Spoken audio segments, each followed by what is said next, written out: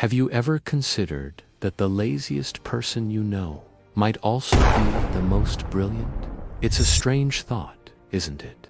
We're taught that success is forged in the sweat of hard labor, that greatness is the child of relentless effort.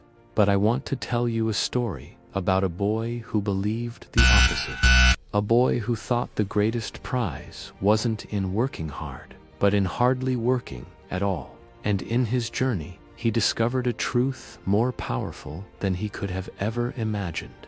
In a small, sun-drenched village, nestled between rolling hills and a wide, placid lake, lived a young man named Leo.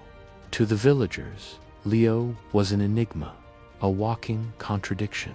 He possessed a mind as sharp as a master craftsman's chisel, able to solve riddles that left learned men scratching their heads. Yet, he was profoundly, almost artistically, lazy. His life was a constant quest for the path of least resistance. While other boys his age were in the fields, their backs bent under the sun, Leo would be under the shade of an old oak tree, devising a system of levers and pulleys to bring a bucket of water from the well to his doorstep without taking a single step. His father, Arthur, a kind man whose hands were as tough as old leather from a lifetime of farming, would often shake his head. "Ah, Leo," he would sigh, a mixture of frustration and fondness in his voice. "If only you applied that brilliant mind to actual work, you could move mountains." Leo would simply smile and reply, "Why move a mountain, father, when you can find a way around it?" For years, this was the gentle rhythm of their lives. The village prospered, and Leo's clever work-avoiding inventions were a source of local amusement. But seasons change, and fortune is a fickle friend. A cruel summer descended upon the land. The sun, once a life-giver, became a tyrant, baking the fields into a cracked mosaic of brown and yellow. The crops withered. To compound their misfortune, a deep, rattling cough took root in Arthur's chest, a sickness that stole his strength and left him confined to his bed. The family's meager savings began to dwindle, spent on medicine that brought little relief. For the first time, Leo felt a chilling sense of uselessness. His clever contraptions, his ingenious shortcuts, they were all meaningless in the face of starvation and sickness. He looked at his father's weary face and his mother's quiet prayers, and the comfortable world he had built around his own ease shattered.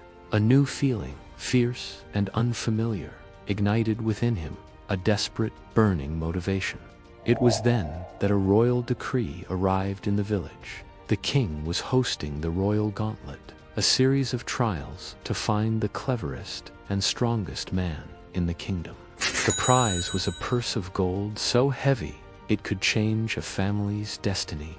The strongest men in the village boasted, flexing their muscles and talking of the glory they would win.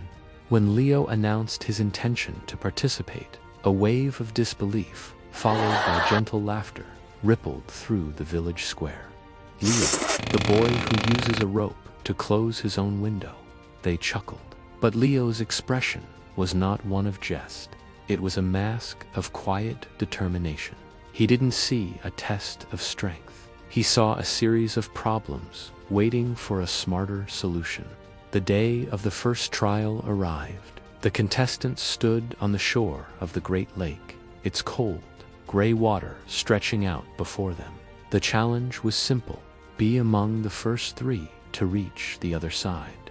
Without hesitation, the muscular farmers and stone-faced soldiers stripped off their tunics and plunged into the icy water, their powerful arms churning the surface into a froth. Leo, however, did not move. He stood on the bank, his eyes scanning not the water, but the surrounding forest. The crowd began to jeer. "Is he too lazy to even swim?" someone shouted. But Leo ignored them. His mind, honed by years of finding the easiest way, was working at lightning speed. He saw fallen logs, thick, trailing vines, and a length of old rope discarded by a fisherman. While his competitors were already a quarter of the way across, fighting the current and their own tiring muscles, Leo began to work. He dragged 2 sturdy logs to the water's edge. With practiced efficiency, he used the vines and rope to lash them together, creating a crude but effective raft. He found a wide, flat piece of driftwood to use as a paddle. The crowd's mockery slowly turned to murmurs of curiosity. As the first swimmer reached the halfway point, Leo calmly pushed his raft into the water, hopped aboard, and began to paddle. His journey was not fast, but it was steady and required a fraction of the energy. He watched as the other swimmers began to slow, their limbs heavy with fatigue. He glided past one, then another. He reached the far shore in 3rd place, his clothes dry, and his breathing even, much to the astonishment of the gasping, exhausted men who had arrived before him. He had not won the race, but he had qualified, and he had done so by outthinking the problem, not overpowering it. The final trial was a spectacle of pure strength. In the center of the royal arena lay a massive, rectangular log of solid oak. It was so heavy that 4 royal guards had struggled to place it there. The task was to move this log 50 paces to a finish line. The 2 other finalists, the brawny men who had beaten Leo in the swimming, smirked with confidence. This was their domain. The contestants were allowed to choose one tool from a nearby table, a set of thick ropes, a large sledgehammer, or a small, sharp carving knife. The first finalist grabbed the ropes, intending to pull the log. The second chose the sledgehammer, hoping to lever it forward. The crowd nodded. These were logical choices. Then it was Leo's turn. He walked calmly to the table, his eyes assessing the tools. He ignored the ropes and the hammer, and to the utter bewilderment of everyone present, he picked up the small carving knife. A wave of confused whispers swept through the stadium. Even the king leaned forward in his throne, intrigued by the boy's bizarre choice. The trial began. The other 2 men threw themselves at the log with grunts and roars. They strained, their muscles bulging, sweat pouring down their faces. The log would move an inch, then stop, stubbornly embedded in the soft earth. Their progress was agonizingly slow. Leo, however, did not even try to push the log. He knelt beside it, the small knife in his hand, and began to carve.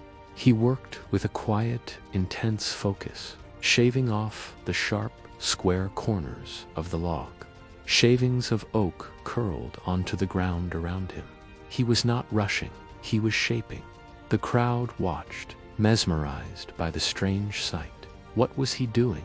Was this another one of his lazy tricks? For nearly an hour, he worked, while his opponents managed to move their log perhaps 10 paces and were now panting with exhaustion. Slowly, methodically, Leo transformed the immovable rectangular block. He was turning it into a cylinder. When he was satisfied, he stood up, walked to one end of the newly rounded log, placed his hands upon it, and gave it a firm, calculated push. It started to roll, slowly at first, then gaining momentum. It was no longer a dead weight to be dragged, but an object designed to move. While the other 2 men stared in disbelief, Leo simply walked alongside his log, guiding it with gentle nudges, easily keeping it on course. He rolled it past his exhausted competitors, across the dusty arena, and over the finish line.